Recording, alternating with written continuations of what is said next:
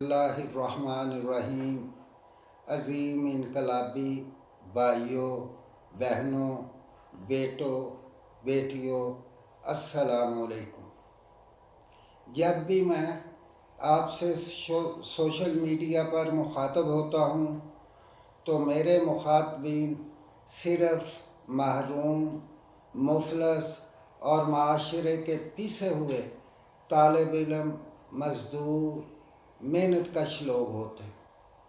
الحمدللہ تمام تعریفیں اللہ کے لیے ہیں جس کا کوئی شریک نہیں، اور اللہ کا شکر ہے جس نے تمام بنی نوع انسان کے لیے پہلے سے وسائل مہیا کر رکھے ہیں، اور ان گنت درود نبی کریم صلی اللہ علیہ وسلم پر، جنہوں نے اللہ کی مرضی و منشا کے مطابق اپنی زندگی میں اس امانت کو لوٹ کھسوٹ، دونس دھاندلی، ظلم و زیادتی اور اجارہ داری سے پاک اور کامیاب عملی نظام دیا، جس نے بنی نوع انسان پر وہ احسان عظیم عطا کیا جس کی کائنات میں کوئی مثال نہیں ہے۔ میں نے اپنے پچھلے پیغام میں آپ بھائیوں سے پاکستان میں ہونے والی ناانصافیوں، ظلم و زیادتی اور طبقاتی تقسیم کے بارے میں بات کی تھی۔ ایک چھوٹی سی جھلک پیش کی تھی کہ پاکستان کی کثیر آبادی یعنی 80% آبادی ظلم و زیادتی، ناانصافی اور طبقاتی تقسیم کا شکار ہے۔ یہ کیوں ایسا ہے؟ یہ اس لیے نہیں کہ ریاست پاکستان کے پاس وسائل نہیں ہیں۔ اللہ تعالیٰ نے ریاست پاکستان کو بے پناہ وسائل سے نواز رکھا ہے، انتہائی خوبصورت ریاست دے رکھی ہے، لیکن اس کے حاکمین، اس کی اشرافیہ نے آپ لوگوں سے جعلی طور پر ایک مینڈیٹ حاصل کیا ہوا ہے، آپ کو اپنی آزاد رائے، اپنی آزاد سوچ سے ووٹ دینے کی اہلیت سے محروم کر کے، گریب کر کے آپ کے ووٹوں کو حق نمائندگی حاصل کی ہوئی۔ اس حق نمائندگی نے آپ کو دن بھر، ہر روز محروم سے محروم، غریب سے غریب کر رکھا ہے۔ اس کے لیے، اس نظام کے بت کو توڑنے کے لیے آپ کی آزاد سوچ، آپ کے ضمیر کی آواز اور آپ کے تقدس ووٹ کے تقدس کے لیے ہمیں اس فرسودہ نظام کو یکسر بدلنا ہوگا۔ جب میں یکسر کہتا ہوں تو اس سے مراد میری میثاق کی بھی ہے، دستور کی بھی ہے، عہد نامے کی بھی ہے، جو عوام اور ریاست کے مابین میں موجود ہے۔ اسے ہم نے یکسر بدلنا ہے، جس میں بنیادی طور پر سیاسی نظام کو تبدیل کرنا ہے۔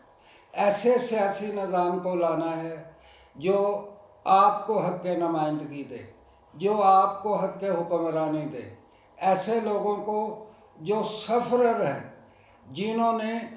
جنہیں آٹے دال کا بھاؤ معلوم ہے، جو عوام میں غربت کی چکی میں پھنسے ہوئے ہیں، جو لوگ انصاف سے محروم ہیں۔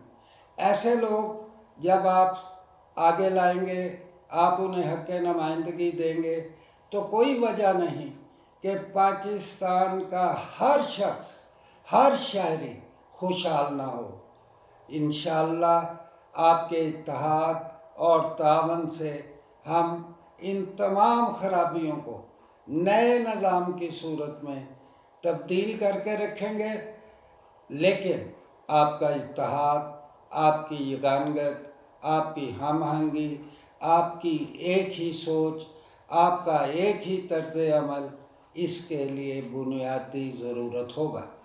میرے بھائیوں، یقیناً آپ بھی چاہتے ہوں گے کہ پاکستان کو عالمی سطح پر ایک مضبوط ملک بنایا جائے، عالمی سطح پر پاکستان کو ایک آزاد اور خود مختار ریاست بنایا جا سکے۔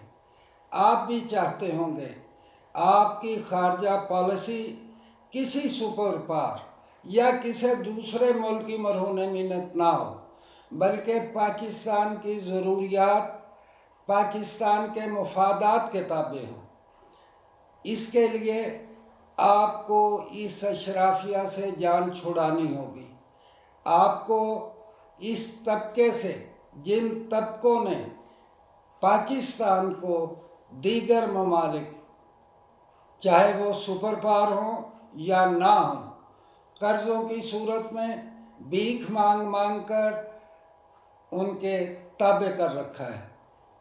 میرا بھائی، جب آپ کی آواز آزاد ہو جائے گی، جب آپ کا ووٹ آزاد ہو جائے گا، جب آپ کی سوچ آزاد ہو جائے گی، جب آپ پاکستان کو حقیقی طور پہ خوشحال ملک دیکھنا چاہیں گے، تو آپ جیسے نمائندے آپ کی نمائندگی کریں گے، اور انشاءاللہ پاکستان اس سطح پہ آئے گا جہاں پہ قائد اعظم اور علامہ اقبال نے اس کا خواب دیکھا تھا۔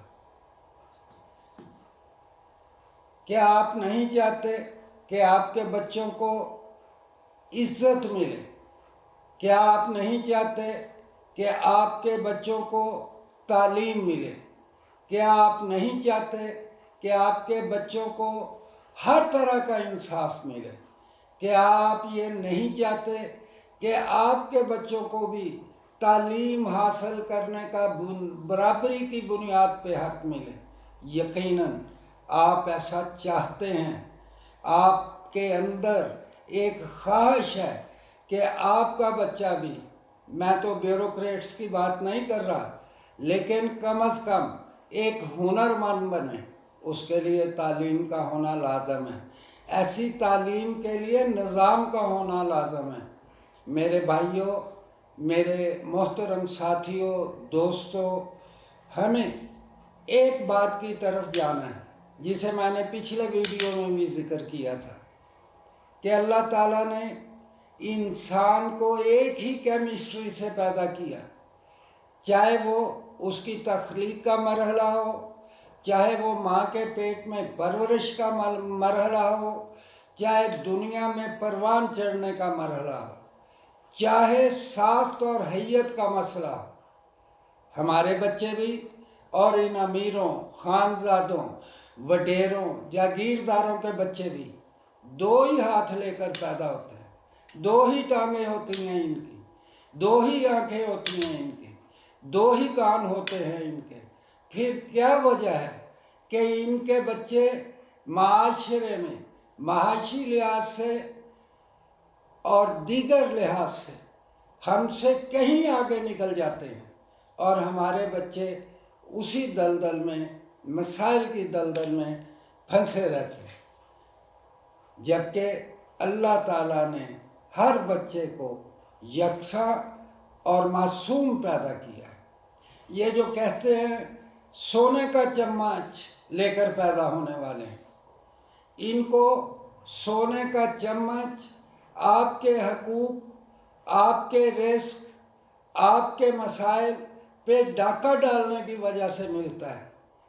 یہ کوئی خدائی بات نہیں ہے، یہ کوئی اللہ رب العزت نے انہیں سونے کا چمچ دے کر پیدا نہیں کیا، ان کی کیمسٹری ایک ہے۔ آئیے ہم اس کیمسٹری کو سمجھیں، سوچیں، اپنے حقوق کا تحفظ کریں، اپنی ضروریات کی پاسداری کریں اور تعلیم حاصل کریں۔ تعلیم کیسے حاصل کریں؟ ایک وقت تھا جب یہاں کا جاگیردار، یہاں کا وڈیرا اپنے علاقے میں سکول قائم نہیں کرنے دیتا تھا۔ دنیا میں آگے بڑھنے کے باعث، ارتقاء کی منازل طے کرنے کے باعث اب نئے حربے استعمال کیے جا رہے ہیں، جس سے ہمارے بچے تعلیم سے، بنیادی ضروریات سے، رزق سے محروم ہوتے چلے جا رہے ہیں۔ میرے بھائیوں، میں جو آپ سے بات کہنا چاہتا ہوں اسے غور سے سمجھنا، اسے باریک بینی سے دیکھنا ہے، اسے دل کی گہرائیوں سے دیکھنا ہے۔ کیا ہمارے بچے اس لیے پیدا ہوتے ہیں کہ ان جاگیرداروں، ان وڈیروں، ان ظالم لوگوں، ان حاکموں کے گھروں میں وہ برتن صاف کیا کریں، وہ ان کے بچوں کو اسکول لے کر جایا کریں، وہ ان کے بچوں کو سلانے کے لیے لوریاں دیتے رہیں، وہ ان کے بچوں کو کھلانے کے لیے باغوں پہ لے کر جائیں، جھولے چلائیں، اور وہ خود بچے، میرے بیٹے، میری بیٹیاں، میری بہنیں، میری عورتیں اپنے دل میں کون سی کسک محسوس کرتی ہوں گی؟ کاش میں جھولے میں بیٹھا ہوتا، کاش مجھے کوئی جھولا جھلا رہا ہوتا، کاش میرے برتنوں کے لیے کوئی صفائی والا ہوتا، کاش میرے لیے بھی کوئی اسکول ہوتا، کاش میرے بستے کو اٹھا کر بھی کوئی اسکول لے کر جاتا۔ میں یہ باتیں صرف اس لیے کہہ رہا ہوں کہ وہ دل میں محسوس کرتے ہیں۔ یہ نظام نہیں ہے، یہاں پر تمام انسان برابری کی سطح پر پیدا ہوئے۔ پھر کیا وجہ ہے کہ ایک طبقہ کا بچہ ان حرکات کا، ان عوامل سے اس طرح پس جاتا ہے کہ اسے 2 وقت کی روٹی بھی میسر نہیں ہوتی؟ انہیں کون سے سرخاب کے پر لگے ہوئے ہیں؟ ان کی عورتیں، ان کی بیگمات، ان کی ملکانیاں، ان کی چودرانیاں، ان کی اور بڑی بڑی، میں نام نہیں لینا چاہتا اس وقت، یہ تمام تو آرام کریں، عیش و عشرت کی زندگی بسر کریں، اور ہمارے بچوں کو جن باتوں کا میں نے ذکر کیا ہے ان کاموں پہ معمور کر دیا جائے۔ جو لوگ ایسا کہتے ہیں کہ یہ اللہ کی طرف سے ہے، میں تو صرف اتنا کہہ سکتا ہوں، اللہ کی ان پر لعنت ہو، اللہ ان پر رحم فرمائے، ان کی سوچ کو بدلے، لیکن اللہ نے ان کی سوچ کو نہیں بدلنا، کیونکہ وہ شیطانی راستے پر لگ چکے ہیں، وہ شیطانی سوچ کے حامل لوگ ہیں، وہ کبھی بھی رحمانیت کی طرف نہیں آ سکتے۔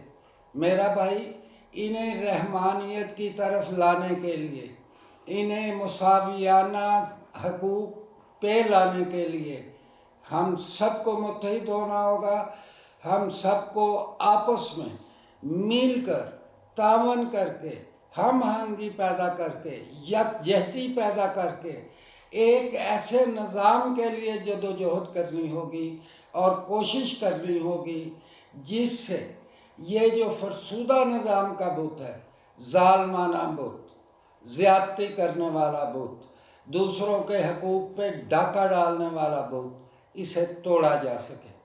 آخر میں آپ سے جو بات کہنا چاہتا ہوں وہ یہ ہے کہ مجھے بہت سے فون آ رہے ہیں دوستیوں کے، تعلقات کے، اور اس میں ایسے میں تو حیران ہوتا ہوں کہ ایسی باتیں شیئر کی جا رہی ہیں میرے ساتھ جو میرے پروگرام سے قطعاً ملتی نہیں ہیں، جو قطعاً میرے پروگرام کے مخالف ہیں۔ میں ان تمام بہن بھائیوں سے درخواست کرتا ہوں کہ خدا را ایسے پیغامات نہ بھیجیں، بلکہ اگر آپ سے ہو سکے تو میری سوشل میڈیا پر جاری ویڈیوز یا پیغامات کا دل کی گہرائیوں سے جائزہ لیں اور مجھے اپنے تعاون، اپنی محبت اور چاہت کے بارے میں بتائیں کہ کیا آپ میری اس جدوجہد میں شرکت کرنا چاہتے ہیں؟ کیا آپ اس ملک کے مظلوم کو ظلم کی چکی سے نکالنا چاہتے ہیں؟ کیا آپ بے انصافوں کو انصاف دلانا چاہتے ہیں؟ اس کے لیے مجھے اپنی قیمتی آراء سے، کھری اور سچی رائے سے آگاہ کریں۔ میں آپ کا بہت مشکور ہوں گا۔ اللہ تعالیٰ آپ سب کا اور میرا بھی حامی و ناصر ہو۔